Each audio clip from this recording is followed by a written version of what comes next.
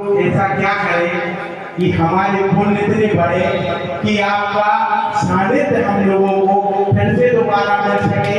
और जो 2022 में आपने धर्म प्रभावना जलानगर में की थी, हम लोगों को फिर से आपका सानिध्य मिले और वैसा ही विधान और निर्णय गुरुंगा से अच्छा विधान हम लोग फिर आपके सानिध्य में कर सकें। कृपया महाराज जी हम लोगों की संक्रांति का समाधान करें। नमोस्तु महाराज जी, नमोस्तु नमोस्तु। आप कभी गए हूँ अथवा नहीं गए हूँ, सागर की जगह में पड़ता है, शेरवानी और केसरी के बीच में। बहुत अच्छे युवा पूरी समाज में एक रखते हैं और धर्म की प्रभावना में हमेशा तत्पर रहते हैं।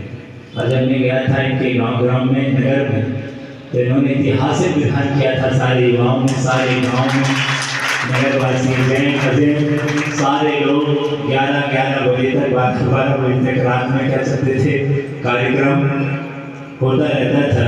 हमारे नवीन भैया उसके विधान चाहते थे। बहुत ऐतिहासिक कार्य लोगों ने किया था। बड़े उत्साही लोग बच्चों के जोरदार ताली बजा के सम्मान करें। तो ऐसी भावना हमेशा इनकी बनी रहती है और हमेशा आते रहते हैं कि महाराज हमारे नगर में चलकर और धर्म की प्रभावना हो। पर शादुल इस गांव में आकर धर्म प्रभावना करके चले जाते हैं और द्वारा पूर्ण होगा।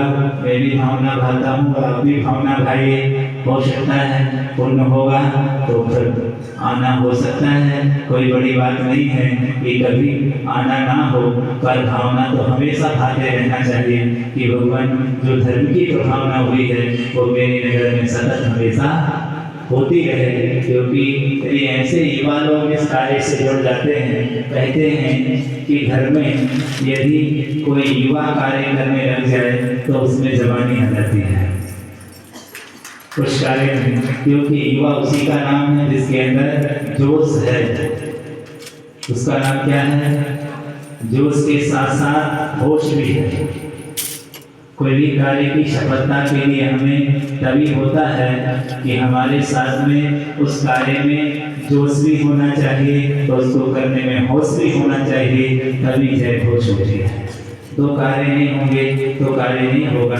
इसलिए हमें कार्य को करने के लिए आत्मीय भावों के साथ में हम भावना भाते रहें। कभी न कभी तो भावना पूरी हो ही जाएगी, क्योंकि भावना कभी अधूरी नहीं रहती है। बार बार अभ्यास करने से कोशिश कभी असफल नहीं होती है। एक दिन हम कामयाब हो ही जाते हैं। इसलिए भावना बहुत अच्छी है और भाते रहिएगा। भगवान करे आपकी भावना पूर्ण हो।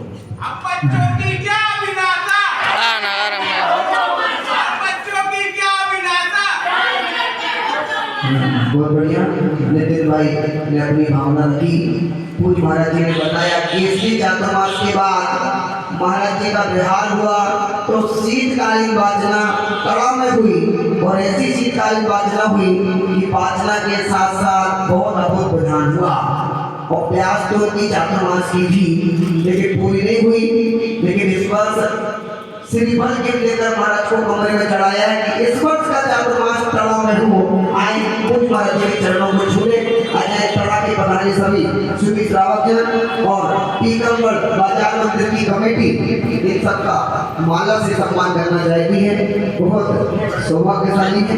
आजाए तड़ा के युवाओं का सम्मान करना और हमारे सोदर मित्राणी आजाए महिला वर्ग का सम्मान करने। आजाए सचिन राड़ी